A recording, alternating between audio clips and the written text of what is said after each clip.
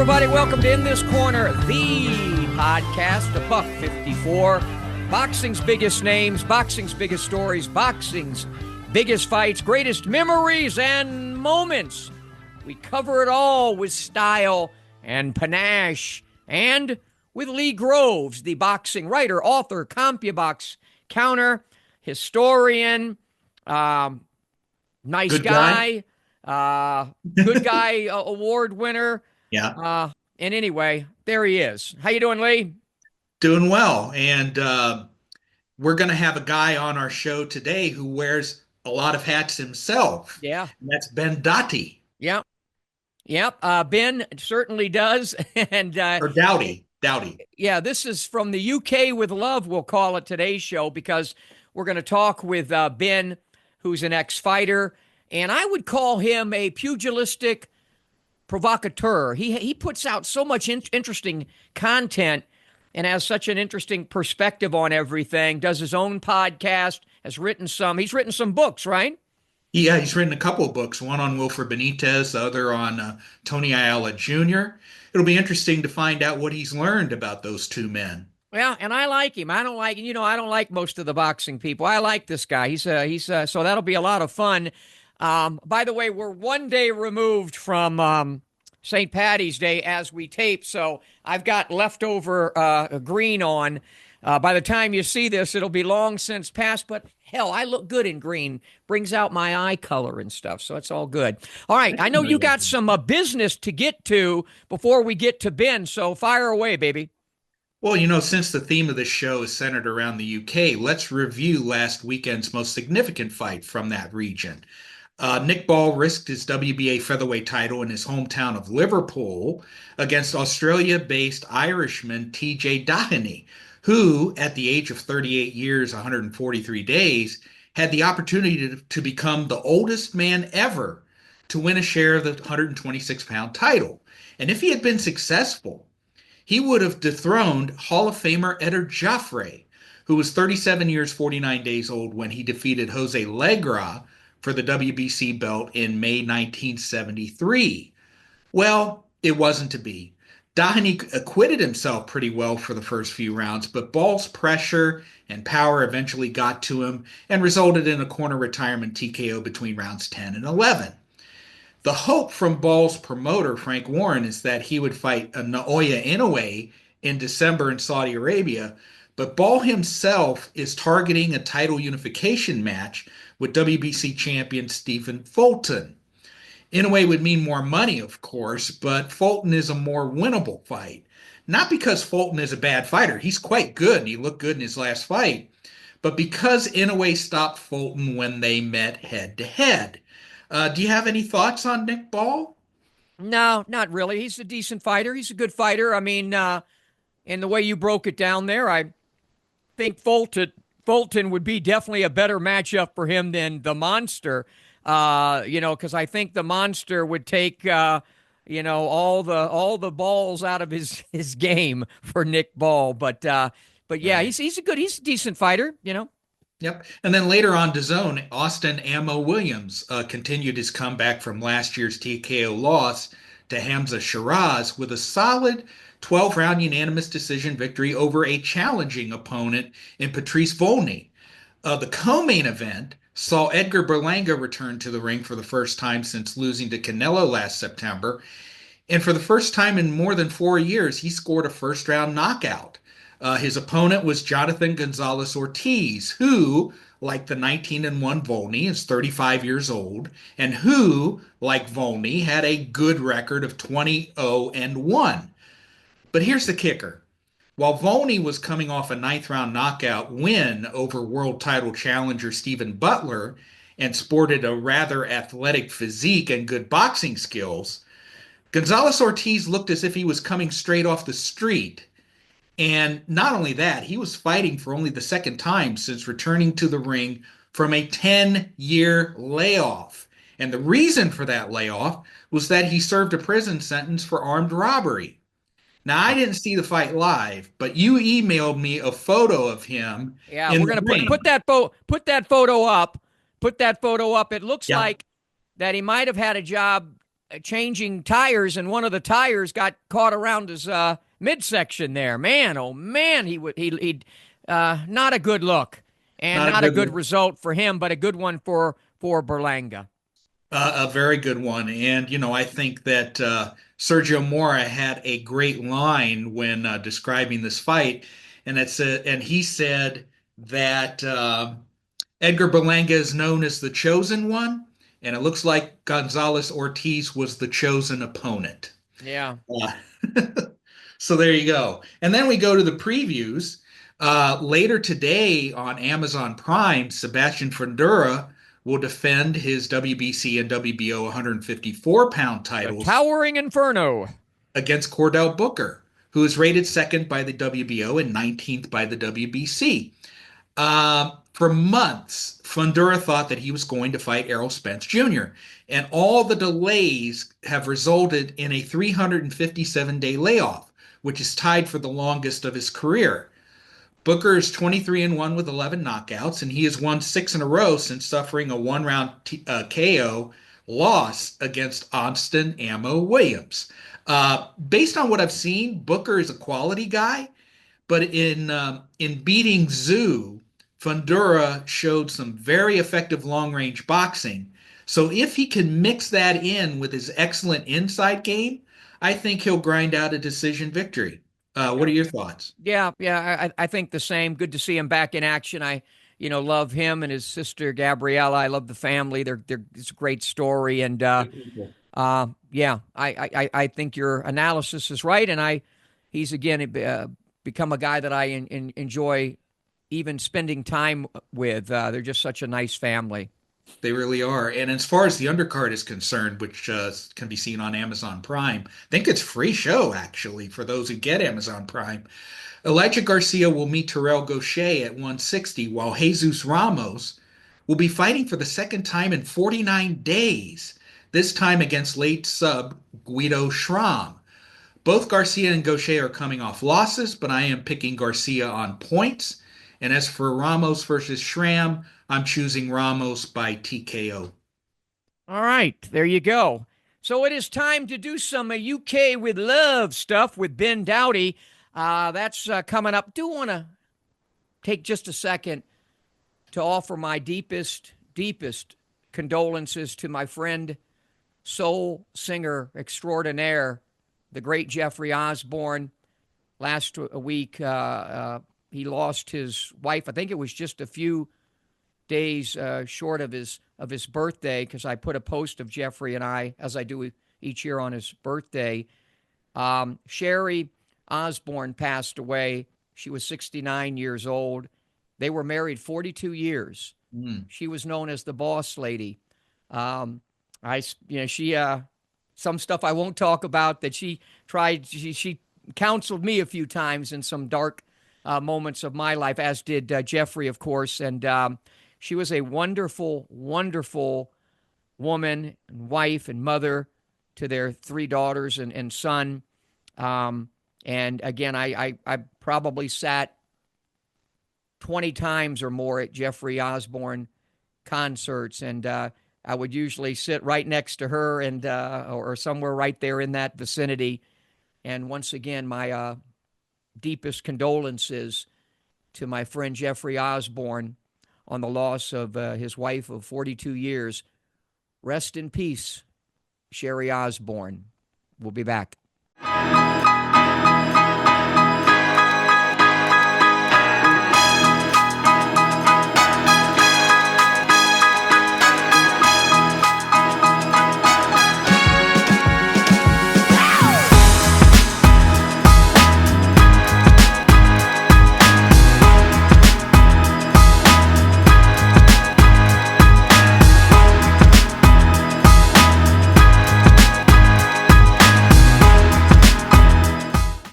Back on In This Corner of the podcast, a buck 54, boxing's biggest names, boxing's biggest stories, boxing's biggest fights, greatest memories, and moments. We dissect it all with pugilistic acumen and Lee Groves. By the way, Lee, before we bring in our very special guest, Ben Doughty, What are we doing at the end of this? I know we have some memories and moments that sort of will work in and around and after we interview Ben. Well, it's sort of a historical bent, and I'm going to ask Ben this question at the end of the next segment. But I'm going to list my five best pound for pound fighters from the UK. All right. Well, that'll be cool, and we'll get to that. But now we bring in a gentleman who I have watched from across the pond for quite some time. My best way to describe him with what he does, because he wears so many hats. He's a former outstanding amateur fighter. He's an excellent trainer, boxing coach. He's authored a couple of books that Lee mentioned earlier, and we'll get into that. Excellent writer. But on his Facebook, I get a kick out of Ben because he's kind of a pugilistic provocateur, I call it. Puts Yeah. things out there in a way, and it's always interesting and thoughtful, very thought provoking. And with that, I bring in Ben Dowdy. How you doing, Ben? I'm good, Smitty. It's an honour to be asked to join you on this show that I've been watching also from afar for a few years now. You know, what I like to do with all the guests when it's the first time they're on, even though it does seem like we've known each other a long time, despite the global appeal of boxing, we're sort of a small world, if you will. It's kind of esoteric.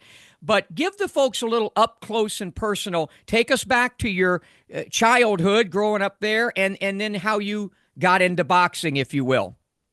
Sure. Well, I was actually born in the Liverpool area, a place called Birkenhead, and I spent the first 8 years of my life in that kind of area. And at the time, I swear every kid on my street, at least the way I remember it, seemed to have boxing gloves, either 4 ounce gloves or 6 ounce gloves that the kids had. And every kid, around circa like 1976, 77, every kid wanted to be Muhammad Ali or John Conte. You know, that was on our streets. You know, when we used to play boxing, with not too much expertise out in the kind of sort of cul-de-sac area that I lived in at the time. But so I was always interested in it. I remember since I was 4 years old having gloves and having little sparring sessions with my dad who'd get down on his knees. But then when we moved to when the family moved, my father, my mum and my dad divorced, and then with a stepdad and a new kind of family unit and a younger brother, we moved to another area down south, and I didn't really pick up the boxing interest again until 1980 when I was 10 years old. There was an amateur club opening in a small town called Stroud, Gloucestershire. The club was called Roxburgh House ABC, and that night was just amazing because a lot of fighters talk about that kind of arresting moment when they first saw the sights, the sounds, and the smells of a boxing gym and how intoxicating they found it. Well, this was a new amateur boxing club opening up. And it seemed to be a very big occasion. They had local dignitaries. They had lots of decent amateur boxers from nearby Gloucester who'd come to give an exhibition. And the highlight was Peter Hanlon, who'd lost in the ABAs to Barry McGuigan, but he was actually the Olympic team captain for GB going into the Moscow Olympics. And this was before the Olympics happened that year.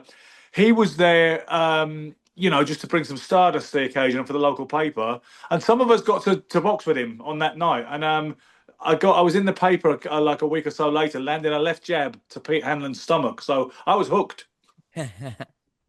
And talk about your amateur career. You had a pretty lengthy and successful amateur career. You did it the opposite of the way I did it, which means you did it smarter than I did. I went right to the damn pros. Huge mistake. I somehow got through it. You had a really good amateur career. Talk about that.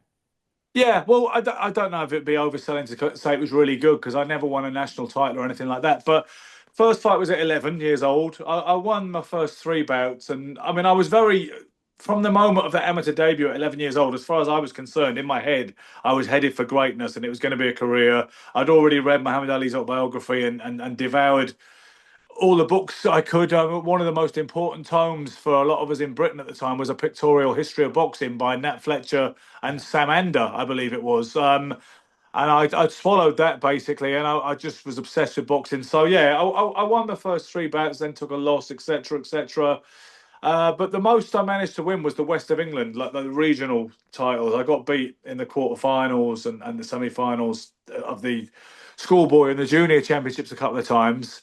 The problem for me was I was very dedicated from 11 to 18. And People would say when you're obsessed with boxing and you're in your mid-teens, people would say, and even my mother who hated me boxing and my stepdad wasn't a big fan of it either. Real dad loved it, but his leverage was more limited because he wasn't always around. So anyway, people would say when girls come along and alcohol, and discotheques and etc., when that comes along, you'll lose interest, or he'll gain interest in something else.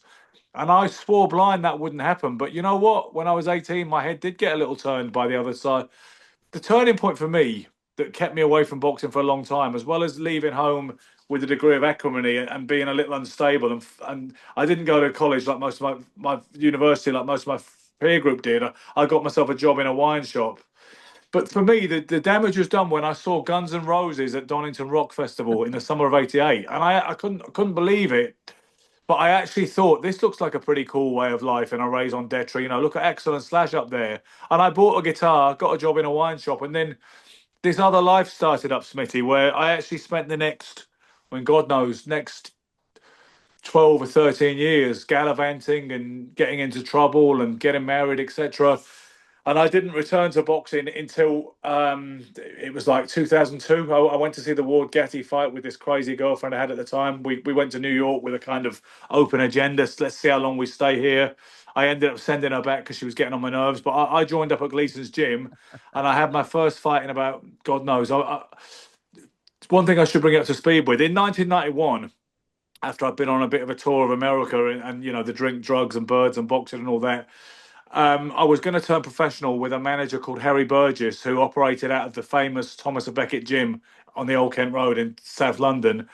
Long story short, I didn't. I mean, I got the license, I trained and sparred, and then I just had a diva fit one day about something, and was basically my head wasn't in the game, and I wanted to enjoy this life that I'd made for myself while I'd been away from boxing, and I didn't want to make the sacrifices. So then I rolled up in Gleason's gym, 2002, late 2002, suddenly wanting to box again. So I trained for a few months. I worked with guys like Joey Gamache and things like that. Sparred with the likes of Vivian Harris, Paul Malignaggi, Dimitri Salita, another guy I sparred with. And then I had an amateur fight in the States. It was July 12th, 2003. It's one of the few fights that's available of me on YouTube against lost to a kid called Ashante Hendrickson, who also boxed Danny Jacobs and Keith Thurman in a vest. And that's how I found my way back into it. So I had a few more amateur fights when I got back to the UK. But the upper age limit was 34 at that point. I believe they've extended it since. I think they've actually extended it to 40, which I think is good. But at 34, I'd hit the upper age limit with that massive gap that I described to you that made no sense when I look back on it. And I figured, what am I going to do? Am I going to turn pro now? Maybe I should have done, but I didn't. And at 34 years old, so I went into coaching. I started coaching amateurs, and then eventually I found my way into coaching professionals and all the rest of it. You have I think quite candid in a book about the ups and downs and highs and lows and ebbs and flows and alcohol and drugs and what have you. Yeah. Was that your first book? Yeah, to be honest, it was the first three of them, really, because I decided, I don't know why, to me it seems like a terrible conceit to write three autobiographies. I've actually never heard of anybody else who did it. Chris Evans, the presenter over here, wrote two, which gave me the idea. Do you know what it was? In the pandemic, I got busy finishing this memoir I'd started years ago. I got inspired, I got focused like some of us did in the pandemic because we had nothing else to do. And I thought, I got so excited when I finished a certain bit of it, I thought, do you know what? This could be volume one, and I could test the market, test the waters. And people liked it. It was like a little coming of age story that finished when I was 21, and it finished after that crazy first trip on my own to the United States. And then obviously, then it left scope for a volume two. And I decided I hadn't really told the whole story, and I wanted to talk more about my recovery and, AA and getting sober and all that. So that became throwing in the towel, which is a metaphor they use in Alcoholics Anonymous when they say, never mind all your power, all your so-called strength of will and willpower, surrender, throw in the towel. This is what you need to do to get better. So that's the three books, Smitty, and there's a lot of talk about drugs, gallivanting, criminality. And I try to be as honest as possible because I look at guys like Sugar Ray Leonard. I think his book is a good example of somebody who was prepared to blame himself. People who write these embittered memoirs where they're pointing the finger at everybody else. I remember Mike Ayala, who I also collaborated on a book with, he said, try turning that finger and pointing it at yourself. That's when you start to grow, right? And so I hope the books read not sensationalist and not self-aggrandizing, Yeah. As I flip it to Lee Groves. So, what are the titles of the books that you've written? Okay, Lee. So they would be Drink, Drugs, Birds and Boxing Volume 1 and 2, Volumes 1 and 2. There was Throwing in the Towel. That's me out the way, those are three books about myself, yeah, Right. and the characters I met. The other two books would be The Fifth King, The Rise and Fall of Wilfred Benitez, As and also El Torito, The True Story of Tony Ayala Jr. We had Jack Hirsch on our show a couple of weeks ago, and like him, you are the rare boxing writer who has also boxed himself. We went through that. But Yeah. unlike Jack, you are also a trainer. Do you think that your experiences as a boxer helped you as a trainer and as a writer because you could better relate with what boxers go through? I think so, yeah. I mean, I can't, to be honest, personally, I can't imagine seeking to teach anybody to box if I hadn't done it and walked the walk and taken a few punches in the face. But I'm not going to say that it's not that you can't be a successful trainer without boxing experience, because we've seen too many fighters say that a lot, right? They say you don't want to be taught by a guy who's never been in there, never been up the steps. But we know, as you know, people like yourself know, and Smithy knows, there's been a whole bunch of all-time great trainers who never took a punch in their life, like Angelo Dundee, like Ray Arcel.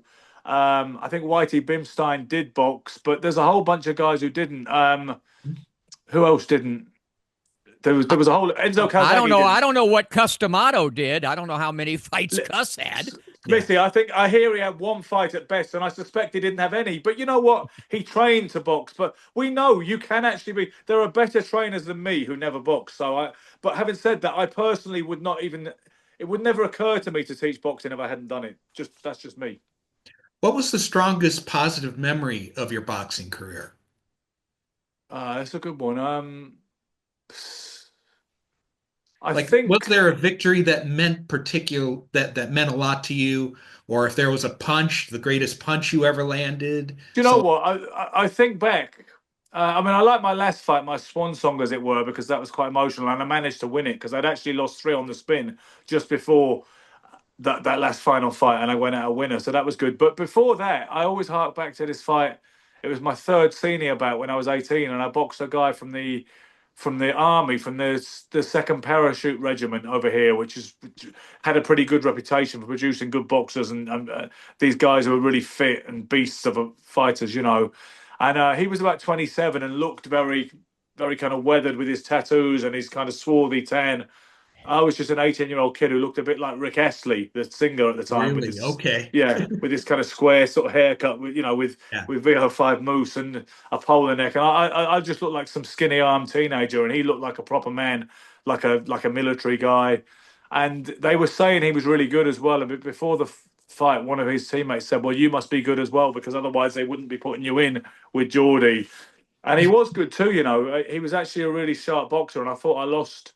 Certainly, we may have shared one of the first two rounds, but he definitely won the other one. And I remember thinking I was up against it. Then I hit him with a big right hand, and he just went limp against the ropes. He was just gone, and I got a bit excited. And in my mind, it was like Tommy Hearns, Ray Leonard, when Ray Leonard was really spraying him with that Uzi of Fusillade.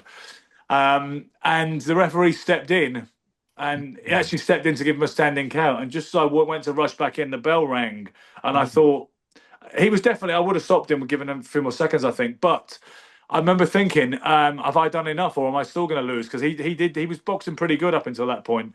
But I got the decision in any case, and that one felt good because I thought little me did that, because he looked like a. When you first turn senior, you think you're still a boy, and you suddenly have to box these men. You know what I mean? So Yeah. I like that one. Yeah. We have previously mentioned the biographies of Wilfred Benitez and Tony Ayala. Describe the process of putting those books together, and were you surprised by anything that you found out about them during your research? For sure. I mean, and there were very different processes, because with Ayala, I had complete inside story, and I don't think it would have worked without it with Mike Ayala. And that was an interesting process, because initially he didn't want to do it, and it took me a while to win his trust. With Benitez, I did call his sister Yvonne Benitez, who Iceman John Scully put me in touch with. But long story short, she wasn't really keen on the idea. She simply told me that he already had a book waiting to come out, and if I wanted to do anything in Wilfred's life, as she put it, I had to contact this attorney. So to be honest with you, I didn't do that. I just cracked on and wrote it myself. And the New York Times and Sports Illustrated archives were absolute godsends to me. Certainly the New York Times archives. What else was good? Boxing Illustrated, definitely. Sometimes the Washington Post is pretty good over the years. A few old things from Ring Magazine. I just researched the Benitez story, and I found out so much. I didn't know Wilfred really had brothers until I really started researching the story. He had they were all boxing brothers, a bit like the Ayalas. Frankie Benitez was something of a contender at one point. Gregorio Jr. was actually looked like he might be going places, but he got beat up by Villamar Fernandez on the undercard of Duran de Jesus 1. And he went downhill very quickly. Gregorio Benitez, the son of the father that they used to call Don Goyo.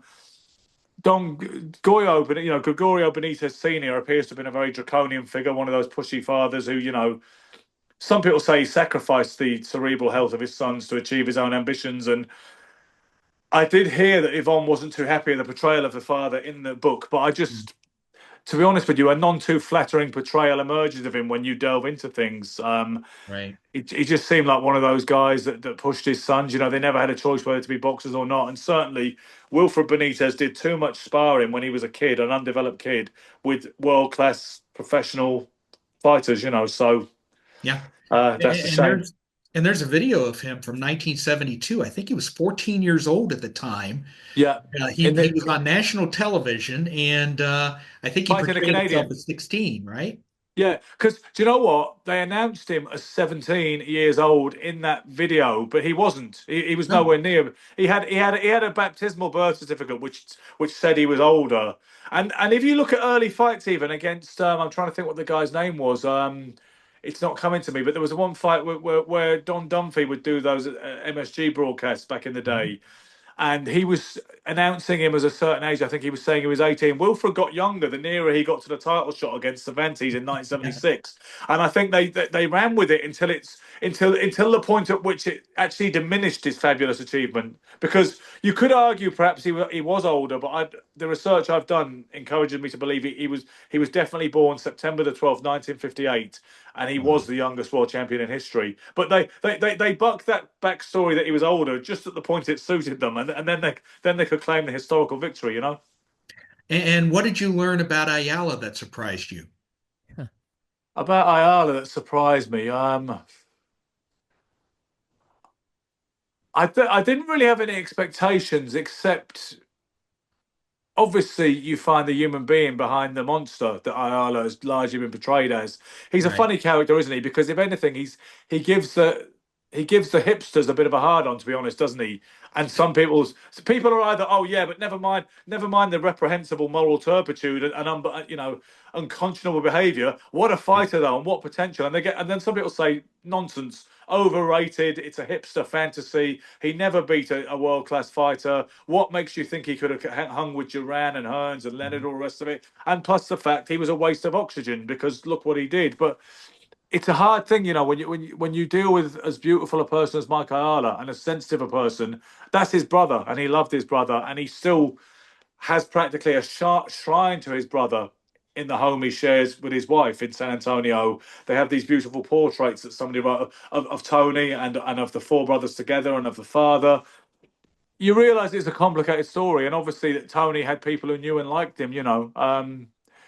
I think did it surprise me? Not necessarily, but I think I got a good idea of who Tony was to an extent, and obviously I learned an awful lot about Mike as well, and so that it was a really interesting process, because honestly, Mike wanted to pull the plug. I swear to God, he tried to pull the plug half a dozen times, and he got his former manager Dennis Rappaport to write a contract, and in the contract, as well as everything else, it said Mike can pull the plug on this project anytime he wants before publication, and I am forbidden to go ahead and publish a book on the Ayalas without his blessing at any point. So, and a few times he said, I can't do this, it's taking lumps out of me, I don't want to bring back the past, let's let it lie. And every time I just had to say, okay, Mike, and then wait for that call 2 days later, and he'd be like, can I talk to you? I'm back in, I trust you, let's go. And I would, when I'd send the chat to describing the rape, the rape for which he was convicted in 1980, New Year's Eve, 1982 to 83. I was really worried about that chapter because I thought it's good. He's going to have a reaction to it. I have to, because I said to him, we can't sugarcoat it, Mike. I know I'm not going to do a hatchet job, but we're not going to sugarcoat it either, right? Because that would be beyond reprehensible also. And then when he read the rape chapter, I was really worried. But he called me and said, "Yeah, no, you did it. I didn't enjoy it." He said, "But you nailed it." And he said his wife read it to him, so there was a little bit of distance emotionally. She could read it to him rather than read it himself. And I said, "So are we okay?" And he's like, "We're okay." So it was really interesting. Some people said, "Why would you write a book about a rapist?" But I think two gentlemen of your ilk would understand why I did it. Totally. Yeah. Yeah. I mean, it was almost, and still is maybe a movie with the success of boxing movies. By the way, folks, last night, Smitty, because we're taping this on my St. Patty's Day, what did I watch? Gentleman Jim with Errol Flynn last night. Yes. That's how what a world I was in last night. But it seems like not only are you a great writer, but the navigational skills to get those books done with Benitez and Ayala. Obviously, you had to do some great navigating. As I interrupted you there, Lee. Keep going. Well, no, that I was pretty much done. But to wrap this up, this part of the segment, where can people buy your books? Yeah. On Amazon, guys. I mean, let me just pull one out just for the second. This is available this is the hardback version of it. Okay. That's available on Amazon. Obviously, if you're in the US, you need I think it just your US search engines on Amazon will pull it up. It's called El Torito: True Story of Tony Ayala Jr. Funny enough, I actually don't like this one as much. The hardback of the Benitez, I prefer the paperback because it looks more sensible size. This to me looks like one of those kind of comic book annuals you used to get as a kid. But Yeah. I like the cover. Which It's good. a design with a phone out. But this is the hardback version of The Fifth King. They're both on Amazon, and both absolutely available. And my other books, I tend to push these more really because I find it more. I think these have got more relevance to the world and to the boxing fans than just my own little story. To be honest with you. Right.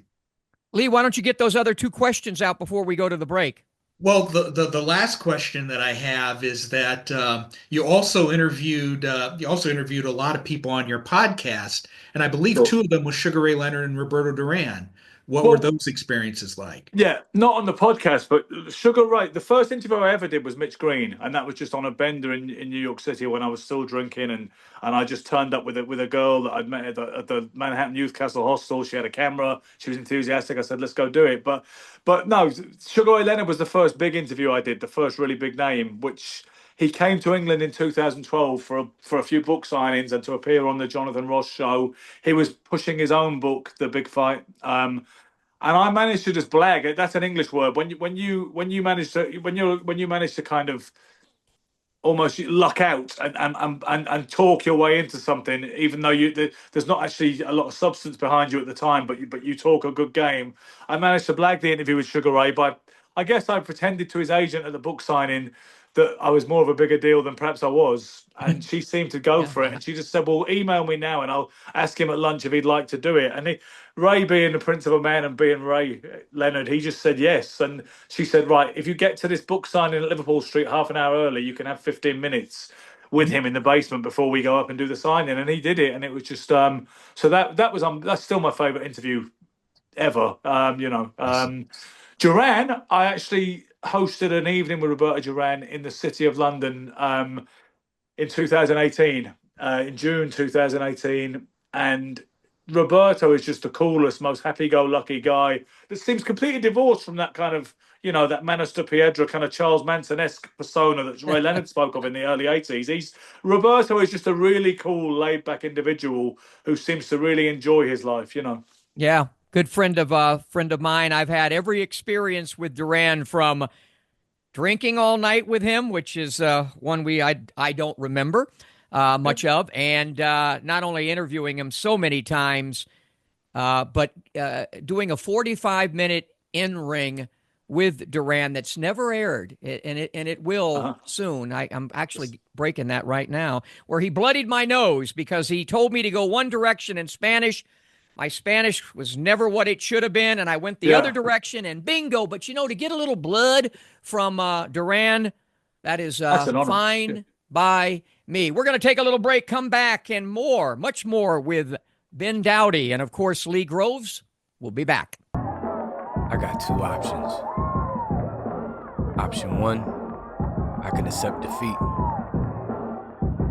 Option two, I can get up. I can get tougher. I can get faster. I can get stronger. And then I go get mine.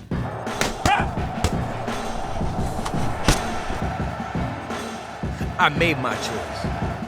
Have you made yours? Back in this corner of the podcast, a $1.54 special guest from the UK with love, Ben Dowdy, who has an excellent podcast in his own right, The Hardest Game. Quickly tell us about that podcast and how people can check it out. It's evolved into The Hardest Game, as you might know, Smitty. It started as Sugar and Silk. It was myself and Michael Olajide Jr. Then we had Gary Stretch, former world title challenger, stroke heartthrob actor and all the rest of it, who we had him on as a guest, and it was a really good show. And then he called me a week later saying, any chance I could just join and do that with you guys every week? And so we said, okay, that'll have to be Sugar, Silk and Stretch then.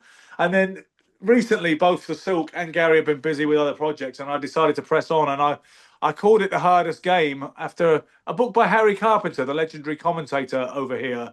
He wrote a book about the more kind of meat and potato side of professional boxing and what it was like for a small hall fighter. And he called it The Hardest Game, and that stuck in my head. So The Hardest Game at the minute is just me plus guests. One of you guys have to come on that sometime. Perhaps that'll be a good little kind of spin. When do you? How do we check? When does it air? It's on YouTube. It's, you know what, Smitty? It usually airs at 9 o'clock Fridays UK time, and 9 o'clock Sundays. But I've recently got a new girlfriend, and I've actually been skipping those things and thinking I'm going to have to look at the schedule for The Hardest Game because I need to see my lady too. So that sounds very unprofessional, but I was being very consistent until very recently. So it's more ad hoc now. You get it when you get it, but I try to do at least one a week, hopefully two. Okay, Yeah. Lee, go ahead. Well, earlier in the show, we mentioned the fact that you are a pugilistic provocateur, as Smitty says. Yeah. And you're very busy on social media, and on your Facebook page, you ask your followers a series of thought-provoking questions, such as, what were the greatest, most memorable and dramatic first rounds in boxing history? Or did Joe Frazier actually knock Ali down twice in their first fight? Citing the slip in round 11, maybe the butt for the ropes knockdown as well. How do you think up these questions, and what kind of responses do you get? Well, do you know, my initial inspiration for that kind of strategy on social media was from Spencer Fearon, who was a light middleweight prospect over here who had a fantastic fight in 2003 with a guy called David Walker, which it was fight of the year in the UK, as voted, I think, probably by Boxing News. But he was always had this big, huge style and profile. He could do impressions of other fighters. He was a good-looking guy who knew how to dress. So he was always had a persona over and above his actual ring achievements. So when he retired, he was doing a bit for a network called Setanta, and it was him who told me to get on Facebook. He said, you'll love it because you'll be able to build this audience and all the rest of it. So I was kind of following his lead in the early days and just asking boxing questions. And it always, initially I wasn't getting any responses because nothing happens overnight. And I was getting, maybe 2 or 3 responses, and I'm thinking, well, how do you break through on this? And I remember the first question that blew up for me, and I suddenly had over 100 comments, and I thought, I think I've done it. I think I've cracked it here. It was about Stallone, and should Sylvester Stallone be enshrined in the Hall of Fame in Minnesota?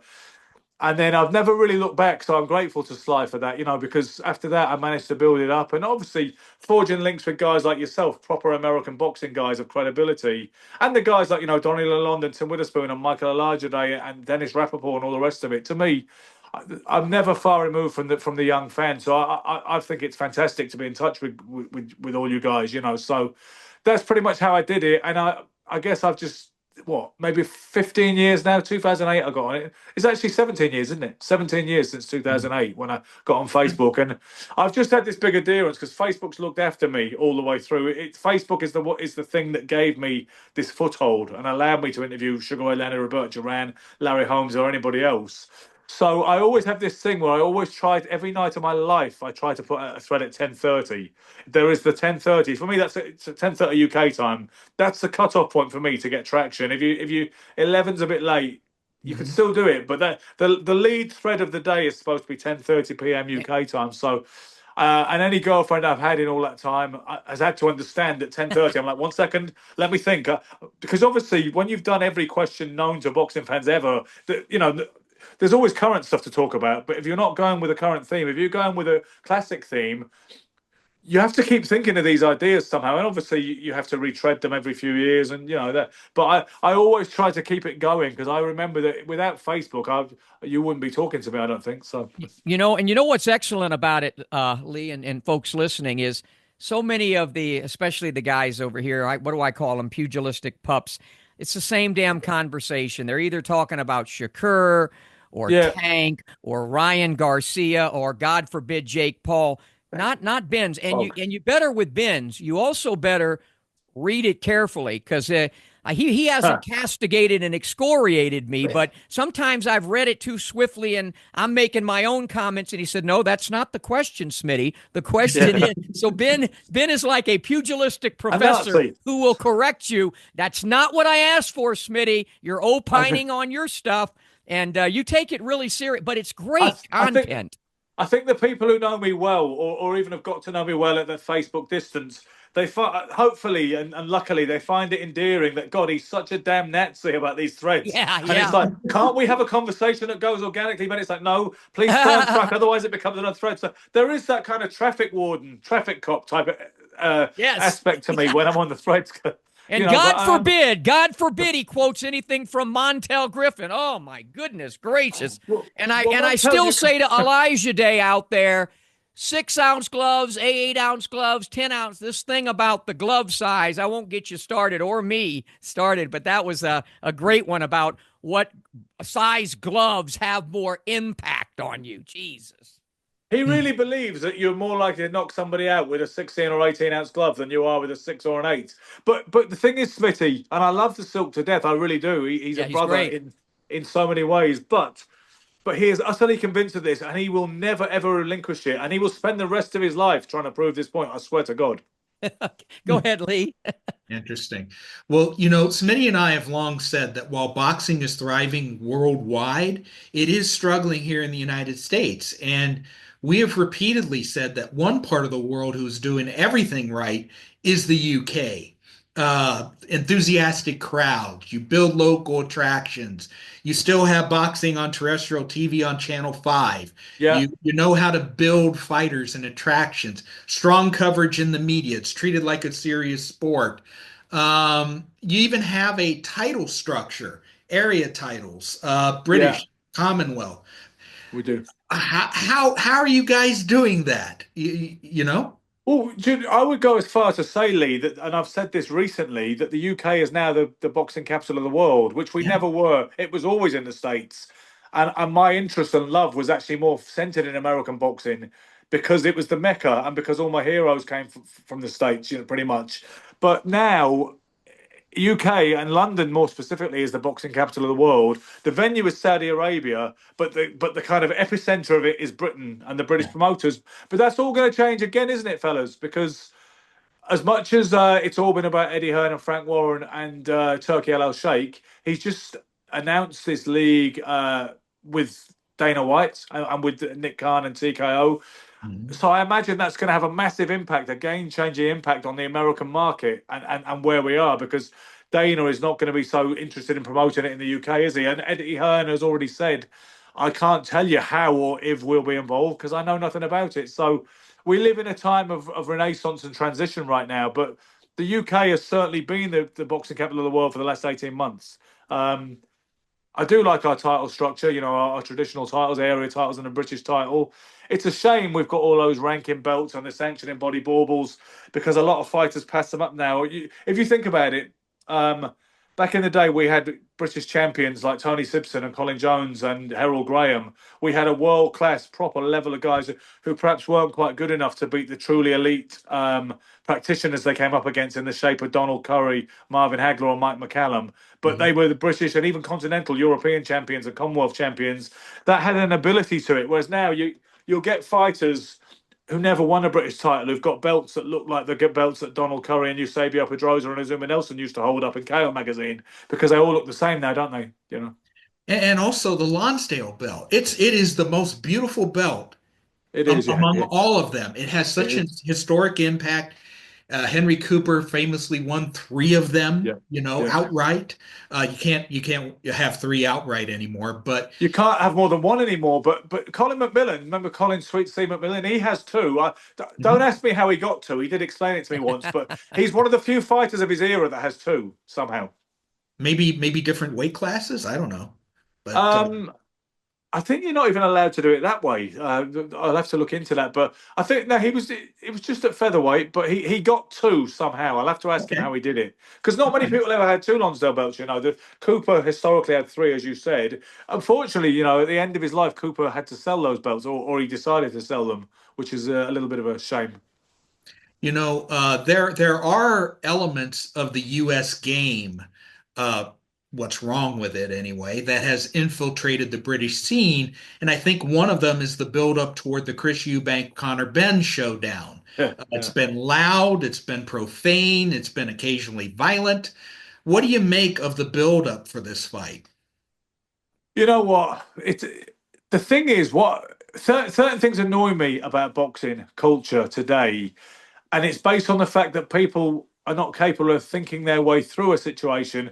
They never realise it works every time. It would almost seem this cheap trash talk and handbags and shoving and egg breaking is a little bit more novel and a bit more kind of it's a bit more of a sort of a gimmick. But usually all this just shoving. Even Teofimo Lopez and Arnold Barbosa the other day, they look like extras from a Warriors remake with their shirtless leather waistcoats shoving each other. It's all so tawdry. What people don't ever seem to click is there is no connection between a great fight and that kind of pre-fight nonsense. Ward and Getty did nothing but shake hands and say, well, I'll be coming in the best shape and I'll be coming to win. And it didn't stop them putting on 3 epic fights. I mean, whatever you think of, if the least good fight, which I actually attended, was the second one, it was still an absolute epic that would not have been out of place in the Gillette, perhaps Blue Ribbon era. So why don't people realise that it's got nothing? Because it has sold the fight. I mean, obviously their surname sells the fight, but that egg smashing gesture, whether it was concocted or whether it was organic eggs, I'm getting into this kind of area of possible jokedom here, but it has made the fight much more. It's increased the trajectory and traction of that fight. That egg smashing absolutely worked. So who are we to tell him he shouldn't do things like that? Well, I'm going to tell him because down the street, eggs now cost about $12 for a dozen. So over here, it's a big. I'm making a joke, but it cost him $100,000, Smithy. It cost Chris Eubank $100,000 that egg, as you may have heard. Wow. Yeah, it's expensive. That's almost the price of them down the street. Go ahead, Lee. Well, boxing in the UK, we got to say it's in the midst of a golden age. How you have many champions, you have a great Olympic system, Team GB. You seem to have laid the foundation for a very solid future. How long do you think this golden age in the UK is going to last? Well, I would have been pretty optimistic about that. Not that I'm patriotic, by the way. I'd be just as happy to see you Americans resume supremacy again, because my heart belongs to boxing, not to the UK or to the British, to the Union Jack, honestly. Right. Some people have got a problem. Some people get annoyed with my lack of patriotism, but I'm a citizen of the world and I speak as I find. There's plenty of people in Britain I don't like, or I try not to be negative about anybody these days in, sobriety, recovery, all that. But I just don't know where we're going with this Dana White thing. Where are Frank Warren and Eddie Hearn going to be? I mean, Turkey's money got them to be bedfellows and cheerful companions when they were complete sworn enemies, implicitly natural enemies for years before that, and never the twain was going to meet. Suddenly they've been working together. But now he's announced, what did he say the other day? He said, "I give the flag of boxing to the man best able to handle it." You have to feel snubbed. However confident you feel with your own company that you've built on your own connections and your own expertise and status, if you're Frank Warren and Eddie Hearn, your nose has to be put out of joint by that announcement, particularly when you apparently don't really know too much about it. So is that going to shift things back over to the States? I'd imagine it would, Lee. Honestly, I would. Mm-hmm. Well, the overriding and underlying thing always in boxing is this color I'm wearing right here. It's all about the green. But my forecast for boxing's always just like it did in the movie Watching Gentleman Jim, whether it was on a barge, around a corner, in back of a bar, it always seems to land. But I think over here, we just have so many distractions, and much to my chagrin, UFC is actually more popular. And I'll say UFC, it's MMA, but UFC has become more popular. Just before I let Lee wrap up, how popular is UFC over there across the pond? It's pretty popular. It has a lot of traction. You get a lot of younger audiences more into it because, I mean, I would suggest that for people who are more impatient and have less patience, the fights are quicker. They're perhaps more dramatic if you like that sort of thing, which personally I don't. You don't need to appreciate too much subtlety. Well, maybe you do. Maybe that's unfair. I don't understand the art of MMA enough to make that comment. But yeah, it's pretty big over here. You get a lot of people aspiring to it, wanting to do it. And I think one thing Dana White has always said is boxing is marketed horribly, and that's what he's going to change. And he was threatening to do this for years before Turki Al Sheikh came along and the Saudi money. So I think he argues the reason why they've done so well with the UFC and gained so much traction on boxing is because of the way they market it and stage their events. So what I tend to feel ultimately, it's a value judgment on my part, is they have an inferior product, but maybe they sell it better. Good point. Lee?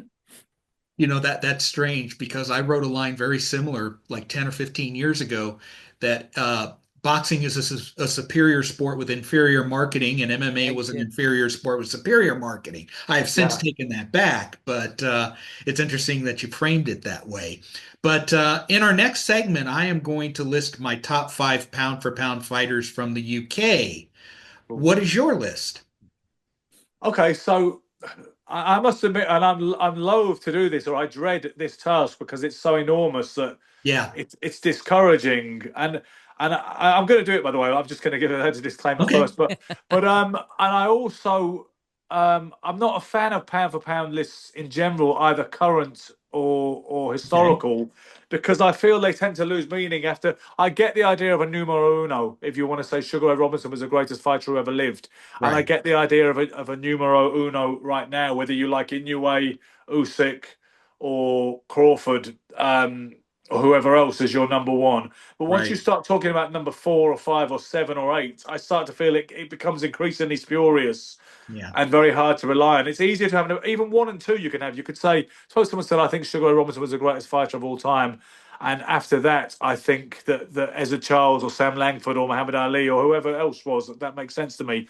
I remember Russell Pelt saying, I can countenance the idea of 100 guys who I would name as 100 greatest fighters who ever lived, bearing in mind that some guys may be in 1 week or 1 day and out another, but I could have a conglomeration of elite practitioners throughout the history of boxing who I could lump in that top 100 without needing to put them in any order. Having said that, top 5 British fighters ever.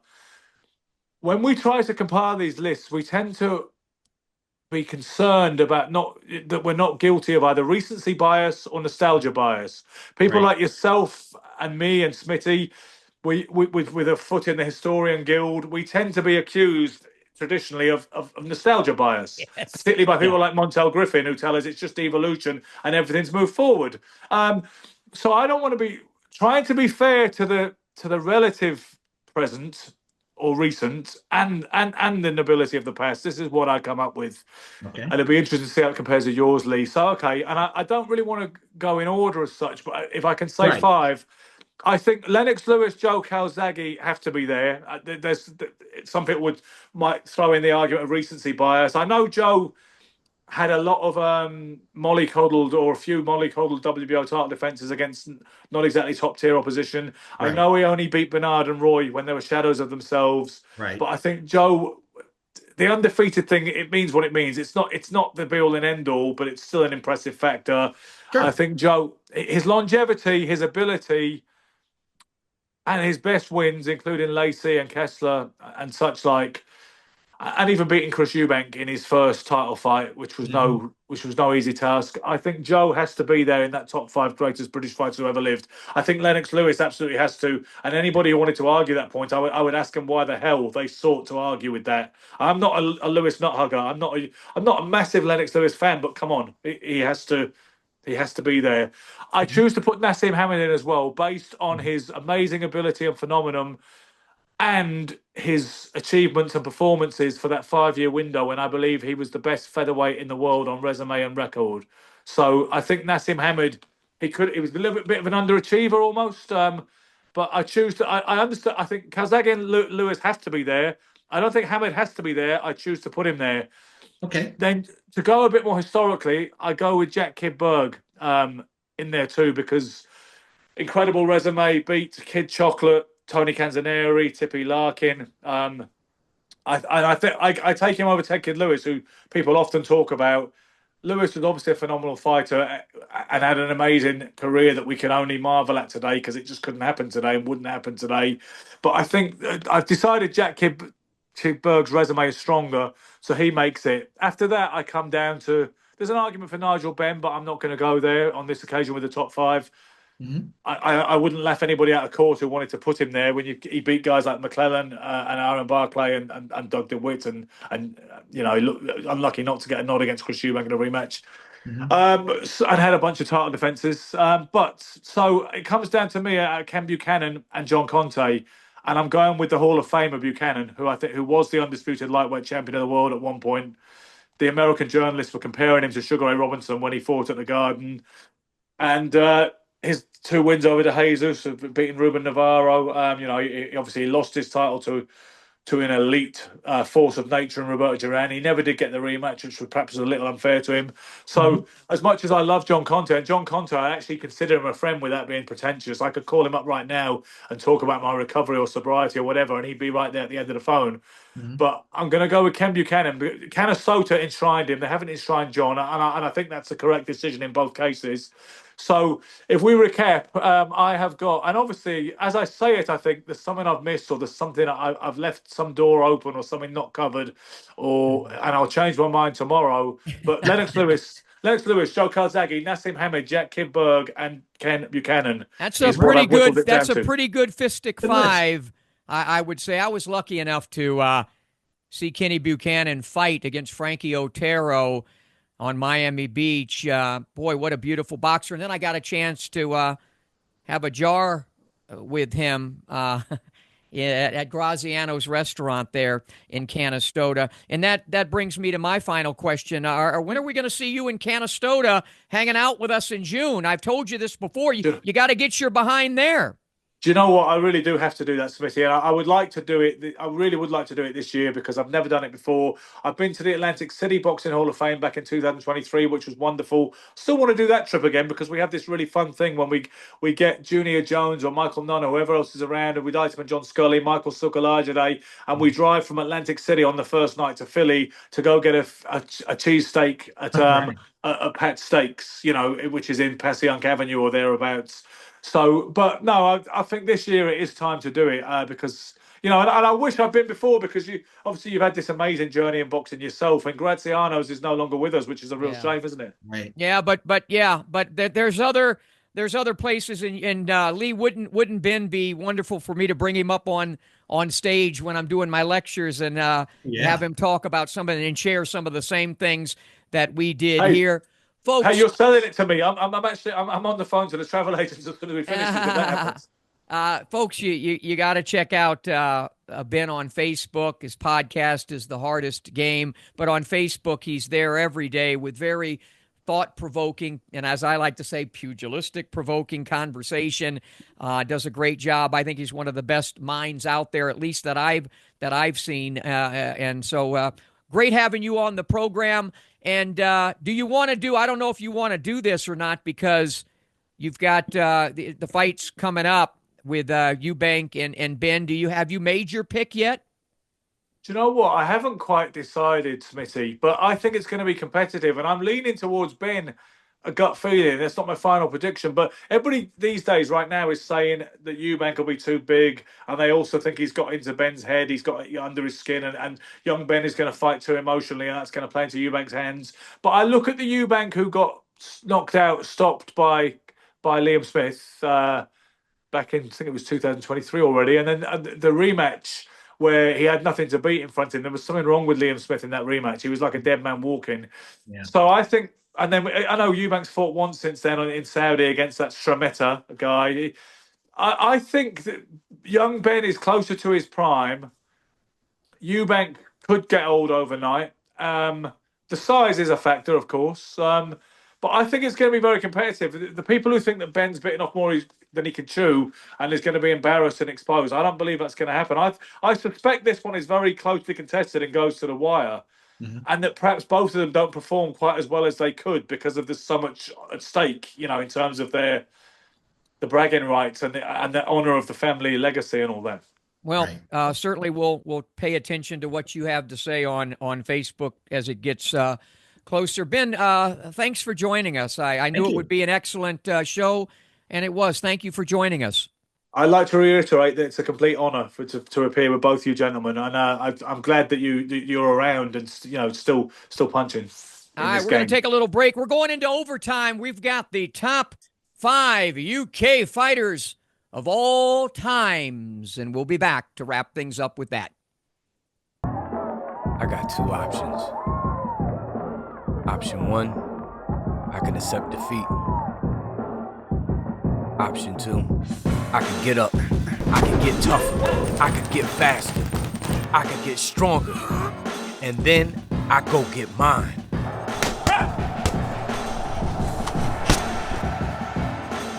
I made my choice. Have you made yours? Back and ready to wrap things up in this corner of the podcast, a $154. And as we went out of that last segment and into this one, Lee Groves, you are set with your top 5 UK pugilist of all times. Take it away. As Ben said, I am kind of loath to put together lists like this for the very reasons that he says. There's just so many good choices. And he mentioned several of them on his list. Now, I'm going to do mine from lightest to heaviest. Okay. And the lightest is Jimmy Wilde, the Welshman known as the Mighty Atom, yes, due to his prodigious punching power, yet small size. He is credited by BoxRec as having a record of 132 wins, 4 losses, 1 draw, and 21 no decisions. And pound for pound, he is one of the hardest hitters to ever live.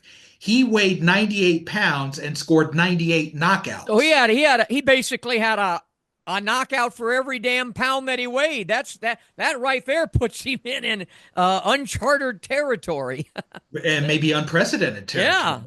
Yeah. Many of them, and here's another thing, many of them were against elite bantamweights, and he even knocked out a featherweight or 2.